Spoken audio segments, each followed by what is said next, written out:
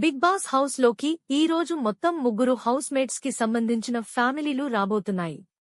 ఇప్పటికే Demon Pawan, Sanjana family house లోకి వచ్చిన ప్రోమోలు వదిలారు. తాజాగా దివ్య వాళ్ల తల్లి వచ్చిన ప్రోమో వదిలారు. ఇందులో ఆమె మాటలకి, హ్యూమర్ కి అందరూ ఫిదా అయిపోయారు. అసలు హౌస్ మొత్తాన్ని తెగ నవ్వించారు దివ్య వాళ్ల తల్లి. దివ్య వాళ్ల అమ్మ సూపరో సూపర్. తనూజ భరణి గురించి చెప్తూ నవ్వించి గుండెల్ని పిండేశారుగా. తనూజ నా పెద్ద కూతురు లాంటిది. తన తల్లి హౌస్ లోకి రాగానే దివ్య ఫ్రీజ్ అంటూ బిగ్ బాస్ అన్నాడు.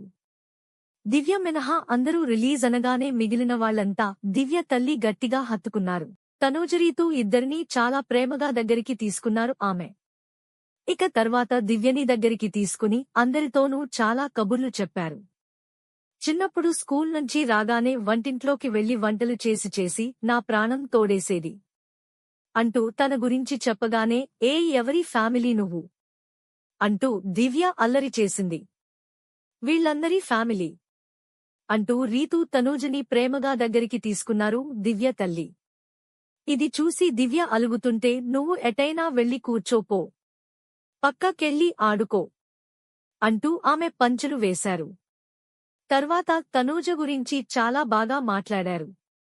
తనూజ ఎలా ఉంటుందంటే ఇంట్లో ఒక కూతురులా ఉంటుంది. మొత్తం నా చేతుల్లో నుంచి తీసేసుకుంటుంది మా పెద్దమ్మాయి. తీసుకున్నట్లు కూడా నాకు తెలీదు. సేమ్ నువ్వు కూడా అంతే, ఎదుటివాళ్లు ఎవరికీ తెలీదు. నువ్వు నీ చేతుల్లోకి తీసేసుకున్నట్లు. ఆ విషయం వాళ్లు కనిపెట్టలేరు అంటూ తనూజపై పంచులు వేశారు. భరణి నా అన్నయ్యే. ఇక దివ్యరీతూ రిలేషన్ గురించి మాట్లాడుతూ సెటైర్లు వేశారు. మీ ఇద్దరి మీద ఎన్ని గంటలు కెమెరా పెట్టినా ఏంట్రా, ఒక్క మాట కూడా మాట్లాడుకోరా, ఇద్దరూ పక్కపక్కన నిల్చుంటారు, మీ ఇద్దరికీ ఏమైనా కోడ్ భాష ఉందా అంటూ పంచులు వేశారు దివ్య తల్లి. ఇక అసలు మీ ఇద్దరి హైట్ కి ఎలా మ్యాచ్ అయింది, మీ ఇద్దరి ఫ్రెండ్షిప్ ఏంటో అసలు నాకు అర్థం కాదు అంటూ సుమన్దివ్య గురించి కామెడీ చేశారు. ఇక రీతూ ఉందంటే మీ ఇద్దరిది అమ్మ బాబోయ్ అంటూ డీమాన్తో రిలేషన్ పై పంచులేశారు. ప్రోమో చివరిలో చనిపోయిన తన బ్రదర్ గురించి చెప్తూ అందరినీ ఏడిపించేశారు. నాకు ఒక బ్రదర్ ఉన్నారు. 25 ఏళ్లకి ముందు అందరూ చదువులో ముందుకెళ్లిపోతున్నారు. నేను వెళ్లలేకపోతున్నానని తను ఆత్మహత్య చేసుకున్నాడు. మా అన్నయ్య ఎప్పుడూ నాకు గుర్తొస్తూనే ఉండేవాడు. ఇప్పుడు నేను టీవీలో ఒక పర్సన్ని చూసా.